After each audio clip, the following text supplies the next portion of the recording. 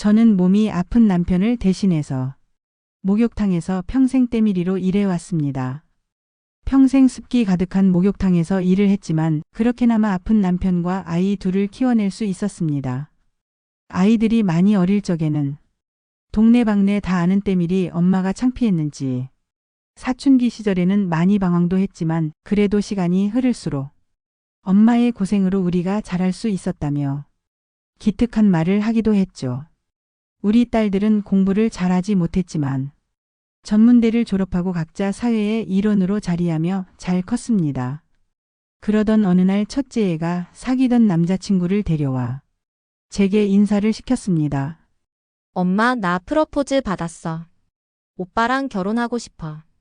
우리 딸의 남자친구는 평소 집을 데려다 주느라 집 앞에서 저와 몇 번 마주쳤고 그때마다 넙죽 인사를 했기에 얼굴만 기억하고 있었습니다. 키도 크고 곱게 생긴 얼굴은 어디를 가도 인기가 꽤 있겠다 싶은 준수한 외모였습니다. 하지만 결혼에 외모가 중요한 게 아니지요. 우리 딸을 얼마나 사랑하는지 행동도 중요했고 무슨 일을 하는지 건강은 괜찮은지 모두 궁금했습니다. 아무래도 애 아빠가 아파서 지병으로 일찍 세상을 떴고 혼자 벌어 아이들을 먹여 살려야 했던 제 인생을 생각하면 우리 딸만큼은 그렇게 살지 않기를 바라는 마음에서였습니다. 그때 우리 딸의 남자친구가 말하더군요. 어머님, 저 이번에 공무원 시험 합격했습니다. 걱정 마세요. 제가 현서 곁에서 오래도록 행복하게 가정 만들겠습니다. 자신 있는 듯 씩씩하게 말하는 그 아이를 보면서 저는 고개를 끄덕였습니다. 돈을 많이 벌겠다는 말보다 내 딸의 곁에서 오래도록 행복하게 가정을 지키겠다는 말은 제가 가장 원하던 답이었습니다. 서로의 집안에 인사를 가고 그렇게 결혼을 하기로 하며 상견례 날짜가 정해졌죠. 사돈을 만나는 날 저는 많이 떨렸습니다. 긴장해서 실수를 하지는 않을까? 비어있는 아버지 자리를 내가 홀로 대신할 수 있을까? 생각이 많았답니다. 돈을 번 이후 단 한 번도 백화점 옷을 사 입어본 적이 없지만 이번만큼은 비싸고 고운 옷을 사서 입었습니다. 여전히 목욕탕에서 일을 하고 있기 때문에 평소 화장은 전혀 하지 않았지만 오늘만큼은 둘째 딸 아이의 도움을 받아 화장도 했습니다. 하도 화장을 안 하고 살았더니 영 어색하더군요. 우리 엄마 오늘 너무 예쁘다. 딸아이의 칭찬에 저는 웃었습니다. 조금은 긴장이 풀리는 것 같았습니다. 우리는 차가 없어서 택시를 타고 상견례 장소로 이동했습니다. 그렇게 차를 타고 가는 길 첫째 딸아이가 말하더군요. 차 없으니까 불편해. 결혼하면 오빠랑 이야기해서 중고라도 차 한 대는 꼭 사야겠어. 그 말에 저는 눈이 휘둥그레졌습니다. 30이 넘은 남자들 치고 차 한 대 안무는 총각을 못 받기 때문이었죠. 차가 없어? 면허는 있는데 그동안 공무원 시험 준비하며 공부하느라고 탈 일이 없었으니까. 안 그래도 오빠 친구들도 놀려. 차 좀 사라고. 대수롭지 않게 말하며 화장을 고치는 큰딸아이를 바라보며 저는 말없이 고개를 끄덕였습니다. 저도 평소 많이 아끼는 타입이라 돈 귀한 줄 알고 살지만 예비사위가 다행히 사치스러운 타입이 아닌 모양이었습니다. 그 모습 또한 마음에 들었고 저는 조만간 예비사위에게 차 한 대를 선물하기로 결심했습니다. 곧 택시는 상견례 장소 앞에 멈추었고 우리 가족은 고급 음식점에 들어가 자리했습니다. 늦었을까봐 부랴부랴 서둘러 걸었는데 다행히 예약된 방에는 아무도 없었습니다. 그리고 10분 뒤 문이 열렸습니다. 안녕하세요. 남색 원피스에 진주 목걸이를 한 중년의 여자와 정장 차림의 남자, 그리고 예비 사위 민석이었습니다. 아이고 안녕하세요. 저는 일어나 예비 사돈에게 고개 숙여 인사를 했고 가볍게 웃으며 인사를 나눈 뒤 우리는 자리에 앉았습니다. 곧 음식이 깔리고 어색한 분위기 속에 서로는 대화를 나누기 시작했습니다. 참, 우리 아들이 그러던데. 아직도 일을 하신다고요? 존경의 눈빛이 담긴 채 묻는 눈길에 저는 웃으며 말했습니다. 놀면 더 몸이 아프더라고요. 예비 사돈은 고개를 끄덕이며 말했습니다. 그렇긴 하죠. 그래도 이제 노후를 준비하셔야 할 텐데. 혹시 무슨 일을 하시는 거예요? 그때 옆에 앉아있던 현서가 식탁 밑으로 허벅지를 찔렀습니다. 말하지 말라는 신호였습니다. 저는 잠시 당황했지만 그렇다고 사돈이 될 사람에게 거짓말을 할 수는 없었습니다. 목욕탕에서 일하고 있어요. 목욕탕이요? 많이 당황하는 예비 사돈의 얼굴을 보며 저는 더욱더 분명히 말했습니다. 네, 세신이요. 그러니까 때밀이요? 많이 놀란 사돈의 되물음에 저는 네, 하고 답했습니다. 평생 사람들의 때를 밀고 번 돈으로 두 아이를 키워왔기에 저는 전혀 부끄럽지 않았습니다. 되레 그 사실을 알고 무언가 잘못된 정보를 듣고 찾아온 사람처럼 구는 사돈의 표정을 이해할 수 없었지요. 곧 놀란 표정을 사그라뜨린 사돈은 처음과 전혀 달라진 표정으로 말없이 음식을 먹기 시작했습니다. 분위기가 가라앉았습니다. 그리고 침묵 속에 갑자기 예비 사돈이 말하더군요. 죄송하지만 잠깐 화장실 좀 다녀오겠습니다. 민서가 잠깐 나와봐. 예비 사돈은 제 아들을 불러 식사 중 갑자기 밖으로 나갔습니다. 그리고 그 집안 식구들이 연이어 나가서 모두 자리를 비웠습니다. 비어있는 옆방으로 들어가서 이야기를 나누는 모양이었지만 애석하게도 둘의 대화 소리가 고스란히 전해졌습니다. 때밀이라니. 우리가 그런 집이랑 사돈을 맺어야 해. 우리 집안이 대대로 공무원 집안인데. 아유, 엄마 목소리 좀 낮춰.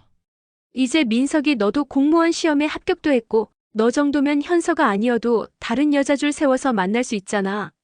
현서가 솔직히 너에 비하면 학벌이며 집안이며 많이 딸리는데 꼭 이렇게 미치는 결혼해야겠어? 뭐 그렇긴 하지. 그 말을 듣고 있던 저는 화가 치밀어 올랐습니다. 저를 낮게 보는 건 그렇다고 해도 우리 딸을 두고 그렇게 말하는 걸 참을 수가 없었습니다. 무엇보다 엄마의 말에 반박을 하기는커녕 동조하며 흔들리는 예비 사위의 반응이 가장 어이가 없었습니다. 다시 생각해봐. 집안이 너무 기울잖아. 너 얼마나 힘들게 공부했는데 공무원 월급 다 처가에 바치며 살래? 딱 봐도 거지 집안인데. 들려오는 소리에 첫째 딸 현서가 화가 난 표정으로 몸을 일으켰습니다. 그러더니 밖으로 나가더군요. 저와 둘째 딸도 현서를 뒤따라갔습니다. 현서는 옆방 문을 3개 열고서 말했습니다. 수준 떨어져서 정말 못 들어주겠네. 이 결혼 내가 안 해요. 요즘 세상에 공무원이 무슨 벼슬이에요. 어디서 거지 집안이래. 듣다가 화가 난 사돈댁이 따지며 나오자 가게가 시끄러워졌습니다. 둘째에는 현서를 말렸고 그 사이 한정식집 사장이 놀라서 달려왔습니다. 그때 저를 본 한정식집 사장이 눈을 크게 뜨며 인사했습니다. 어머, 사장님, 오셨어요? 오랜만에 뵙네요. 사장님이라는 말에 사돈댁이 당황한 얼굴로 눈을 깜박였습니다. 사장님이라뇨? 무슨 사장? 사돈댁이 궁금한지 묻자 한정식집 사장이 말했습니다. 아, 이분 이 건물 주인이세요? 건물주요. 유독 곱게 화장을 하셔서 한 번에 못 살아 뵀네요. 사돈댁과 예비 사위는 놀라며 입을 크게 벌렸습니다. 사실 저는 상견례를 한 이 건물을 포함해서 근처 여러 건물의 주인이었습니다. 젊어서 열심히 모은 돈으로 투자한 부동산 덕분이었죠. 아이들도 성인이 되어서는 건물에 대해 알고 있었지만 워낙에 검소하게 살았기에 타인에게 티를 내거나 자만하지 않았습니다. 그저 여전히 목욕탕에 일을 나가는 저를 걱정할 뿐이었죠. 현서야. 미안해. 내가 잘못했어, 응. 갑자기 예비 사위가 현서의 팔을 붙잡고 빌기 시작했습니다. 어머님 죄송합니다. 저희 어머니가 오늘 조금 예민하셨던 거지. 나쁜 사람 아니거든요. 현서야, 내가 너 없으면 어떻게 살아? 응. 멍하니 서 있던 사돈댁도 갑자기 두 손을 모은 채 빌기 시작했습니다. 죄송해요, 사돈댁. 저는 다른 뜻이 아니라 현서에 비해 우리 아들이 부족함이 많아서요. 이렇게 훌륭한 분이신데 제가 몰라뵈고 정말 죄송합니다. 어떻게 해서든 다시 상견례를 이어보려는 그들의 모습에도 현서와 저의 마음은 달라지지 않았습니다. 현서는 제 남자친구를 노려보며 말했습니다. 됐어, 우린 끝났어. 딱 오빠 집안 수준에 맞는 여자 찾길 바래. 현서는 그대로 저의 손을 잡고 밖으로 나갔고 둘째 아이도 뒤따라 나왔습니다. 엄마 미안해. 이런 소리 듣게 해서 너무 미안해. 밖으로 나온 현서는 정말로 많이 속상했는지 울며 제게 사과했습니다. 괜찮아, 엄마는 괜찮아. 근데 너야말로 정말로 괜찮겠니? 응. 내가 운이 좋았어. 그래도 결혼하기 전에. 그럼 마마보이의 줏대없는 놈인 거 알았으니까. 이렇게 말했지만 왜 안 힘들겠어요. 결혼까지 결심한 남자였는데요. 그래도 현명한 판단을 내린 딸아이가 고맙고 대견했습니다. 저 또한 그런 집에 딸아이를 보내고 싶지 않았으니까요. 그 뒤로 딸아이의 남자친구는 계속해서 찾아왔고 제게 전화도 했습니다. 심지어 사돈으로부터 전화도 왔죠. 어머 사돈, 오해가 있었어요. 정말로 죄송합니다. 상대의 직업을 무시하고 사람을 대놓고 무시한 게 오해인가요? 곱게 키운 제 딸, 저야말로 그런 거지 같은 집안에 시집 안 보냅니다. 다시는 전화하지 말아요. 또 집 앞에서 기다리고 있던 딸아이의 남자친구는 저를 보자마자 무릎을 꿇으며 애원했습니다. 어머님 정말 죄송합니다. 다시 기회를 주세요. 자꾸 찾아오면 경찰에 신고할 걸세. 이제부터는 법적으로 대응할 거니까. 앞으로는 찾아오지도 내 딸에게 전화도 하지 마. 결국 결혼은 취소됐습니다.